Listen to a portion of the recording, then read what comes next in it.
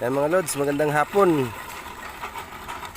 Bubuhin na natin yung mga tinang ginawa natin doon sa Las Piñas. Ayan na po siya. O, yung umpisa na ho ni Utol yung ano. At tatapusin po natin to hanggang 28. Tayo ay uuwi pa ng probinsya. Umpisa na ho natin matapos pa to.